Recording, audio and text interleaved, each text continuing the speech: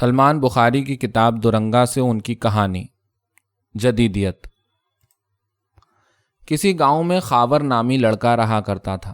خاور زیادہ وقت بستی سے دور، گاؤں سے بالکل باہر چبوترے پر حکایات سنا کرتا۔ خاور کے ابا جان اس کی اس عادت سے بہت تنگ تھے۔ جب بھی خاور گھر لوٹتا اس کو خوب ڈانٹ سننے کو ملتی۔ وہ اسے ہمیشہ یہی کہتے، ایسی حکایات سن کر اس کا دماغ خراب ہو جائے گا۔ مگر خاور کو ایسے قصے کہانیوں اور حکایات میں بڑا لطف آتا تھا۔ زمانہ یوں ہی گزر گیا اور خاور بڑا ہو گیا۔ اب اس کی شادی ہو گئی تھی اور اس کا ایک بیٹا ہوا جس کا نام جاور تھا۔ خاور جاور کو اپنے ساتھ ہمیشہ گاؤں سے باہر ڈیرے پر، اس چبوترے پر لے جایا کرتا جہاں بچپن سے حکایات اور قصے کہانیاں سنتا آیا تھا، اور آج بھی وہ سنائی جاتی تھیں۔ جاور کو خاور کی نسبت وہاں بیٹھ کر ہمیشہ کے سنے سنائے قصے سن کر بوریت ہونے لگتی تھی۔ انہی دنوں گاؤں میں نیا ریڈیو آ گیا۔ جاور کے ایک دوست نے ایک دن جاور کو ریڈیو پر کچھ گانے اور پروگرام سنائے۔ جاور انہیں سن کر بے حد متاثر ہوا۔ اب اس کا معمول بن گیا، جب اس کا باپ اسے گاؤں سے باہر ڈیرے پر قصے کہانیاں سننے کے لیے بھیجتا، وہ وہاں جانے کی بجائے سیدھا اپنے دوست کے پاس پہنچ جاتا اور دونوں گھنٹوں من پسند ریڈیو پروگرام سنتے۔ خاور کو ایک دن اس کی بھنک مل گئی کہ جاور چھپ چھپ کر ریڈیو سنتا ہے اور ریڈیو پروگرام اس کے سر پر بری طرح سوار ہو چکے ہیں۔ اس نے اپنے بیٹے پر سختی کرنی شروع کر دی اور اسے بتایا کہ اسے اس بری اور بے حیا شیطانی مشین سے دور رہنا ہوگا، ورنہ وہ اس کا گھر سے نکلنا ہی مکمل بند کر دے گا۔ جاور کے دل و دماغ میں ریڈیو بری طرح سوار تھا۔ اسے گاؤں کے چبوترے پر ہزاروں بار سنے ایک ہی جیسے قصوں سے سخت چڑ ہو چکی تھی، مگر اس کا باپ خاور اسے مجبور کرتا کہ اسے وہی سننا ہے اور ریڈیو جیسی واہیات مشین سے ہر حال میں دور رہنا ہے۔ وقت یوں ہی گزرتا گیا۔ جاور چھپ چھپا کر کبھی کبھار ریڈیو سن لیتا۔ کچھ عرصے بعد جاور کے باپ خاور کا ہیضے سے انتقال ہو گیا اور جاور نے کچھ سال بعد شادی کر لی اور شہر جا بسا۔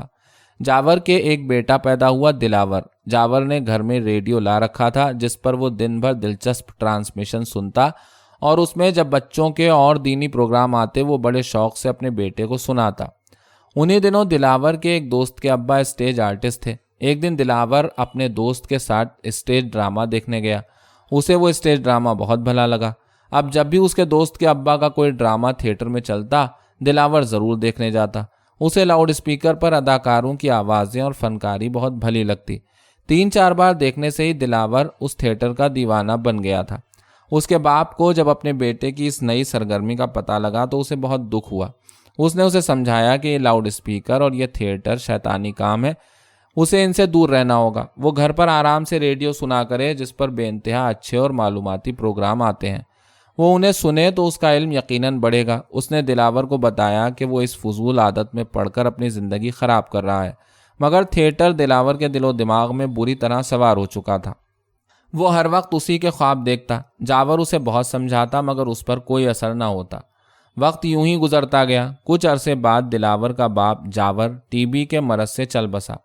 دلاور نے کچھ عرصے بعد ایک اسٹیج آرٹسٹ لڑکی سے شادی کر لی اور دونوں نے مل کر اپنی اسٹیج نوٹنکی کمپنی کھول لی اور جگہ جگہ جا کر اسٹیج پروگرام کرنے لگے۔ دلاور کا آگے چل کر ایک بیٹا ہوا جس کا نام اس نے جناور رکھا۔ جناور شروع سے ہی تھوڑا منہ پھٹ اور ضدی قسم کا بچہ تھا۔ اسے اسٹیج ڈراموں سے کوئی دلچسپی نہ تھی۔ دلاور بہت کوشش کرتا کہ اس کا بیٹا اسٹیج کی رمزوں کو سمجھے اور اس کے بعد اسٹیج کو آگے لے کر جائے، مگر جناور کو اس فیلڈ میں ذرہ برابر بھی دلچسپی نہ تھی۔ انہی دنوں جناور کے ایک دوست کے پاس نیا ٹی وی سیٹ آیا تھا۔ جناور نے جب زندگی میں پہلی بار جیتے جاگتے چلتے بولتے لوگ ٹی وی اسکرین پر دیکھے تو وہ بے حد متاثر ہوا۔ اسے بہت حیرت ہوئی اس کا باپ اور ماں کتنے فضول کام میں لگے ہوئے ہیں، حالانکہ ٹی وی سے بہترین اور کیا کام ہو سکتا ہے۔ جناور نے اپنے باپ کو بتایا، ابو جی آپ کس بیکار کام میں لگے ہیں، دنیا بدل رہی ہے، آگے ٹی وی کا زمانہ ہے، آپ اس کام کو چھوڑیں اور ٹی وی اور سینما میں قسمت آزمائی کریں۔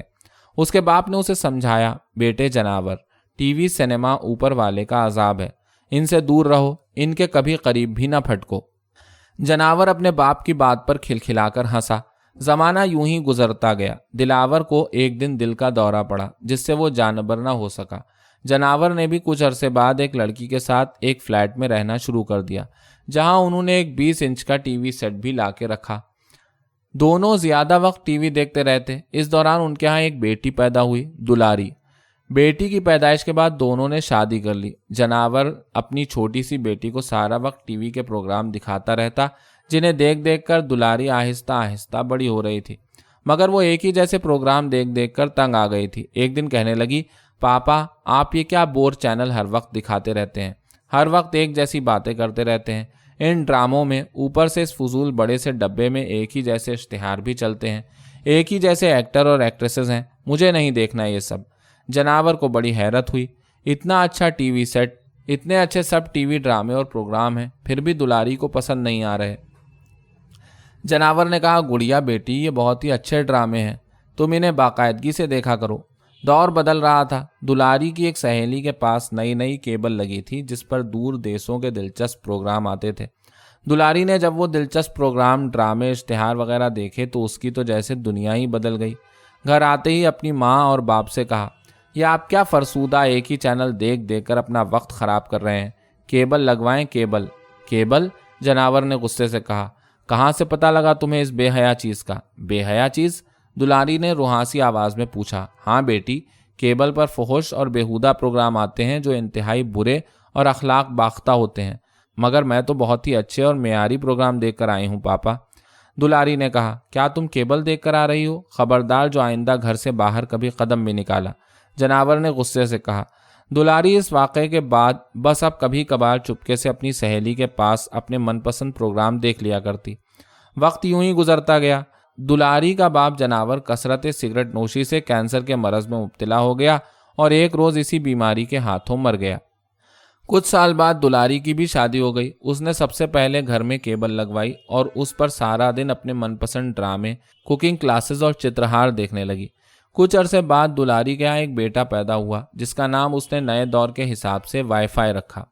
وائی فائی بچپن سے ہی بہت ہونہار اور لائق بچہ تھا، ہر وقت پڑھائی میں مگن رہتا، حساب کتاب میں اس کی خاص دلچسپی تھی۔ اسے اپنی ماں کے ہر وقت کیبل دیکھنے سے بہت کوفت ہوتی۔ اس کی ماں اسے بتاتی وہ صرف معلوماتی پروگرام دیکھتی ہے یا کھانا پکانے کی ترکیبیں۔ ان دنوں نیا نیا کمپیوٹر مارکیٹ میں آیا۔ وائی فائی نے ضد کی کہ اسے بھی کمپیوٹر لے کے دیا جائے۔